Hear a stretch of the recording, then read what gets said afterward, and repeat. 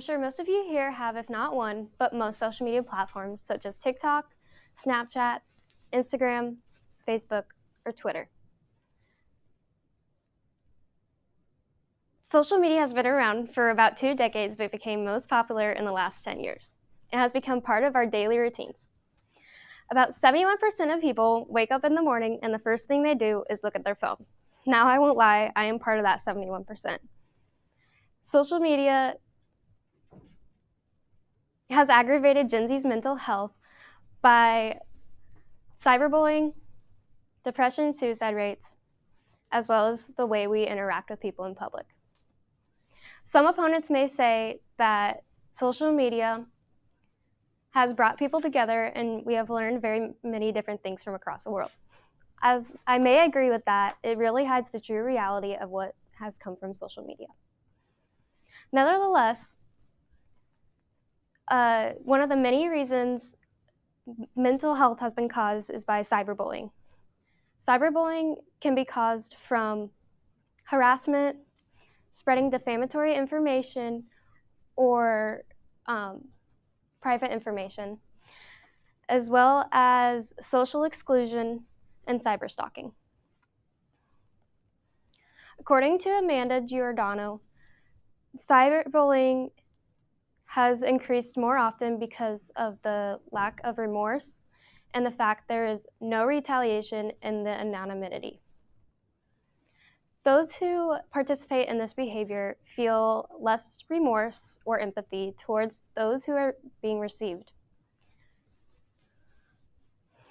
We all get a weekly summary on every Sunday of how much time we have spent on our phones.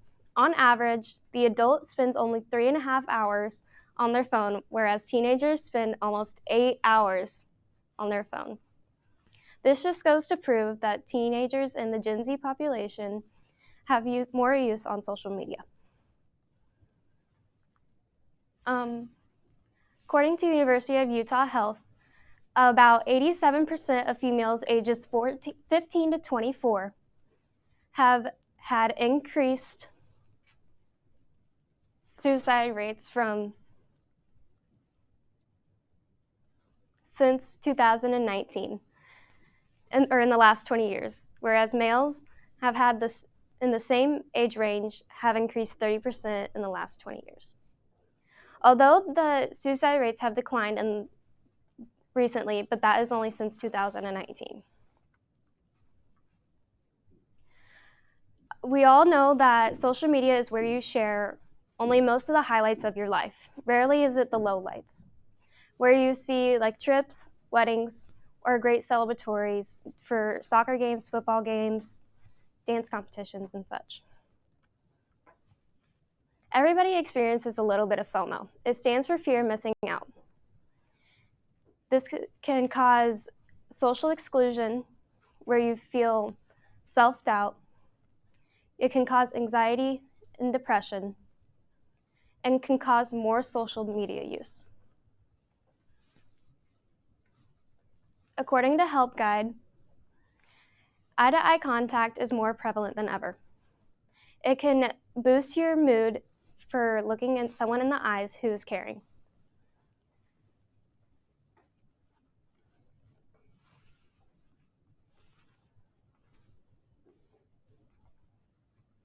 Social media is just like any other addiction, such as alcohol, nicotine, or drugs.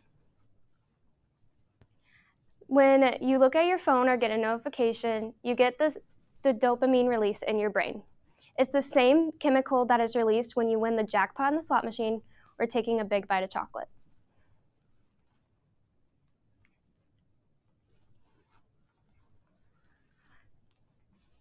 Have you ever walked into the living room and asked your mom a question while she's scrolling through Facebook and she doesn't respond? Well, it'll take about 3 to 5 business days before she gets back to you. It's become so prevalent to the point where we are deaf or blind to our surroundings. Now abbreviations are more prevalent than ever, such as LOL.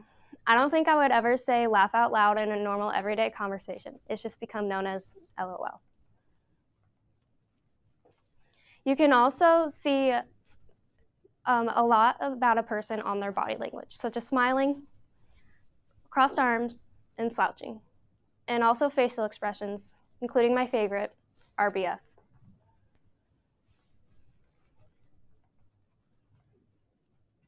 According to the CDC, not only has social media affected our interactions in the public, but also in the classroom. According to Science Direct, people feel more obligated to go on their phone than study for academics. About 66% of 300 surveyed feel that they are more attached to their phone and procrastinate more often than focusing on their academics.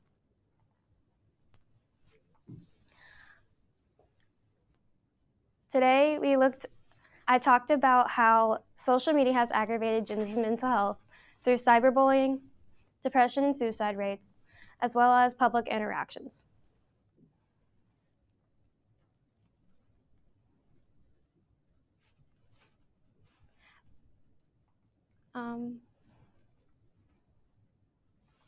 Thank you.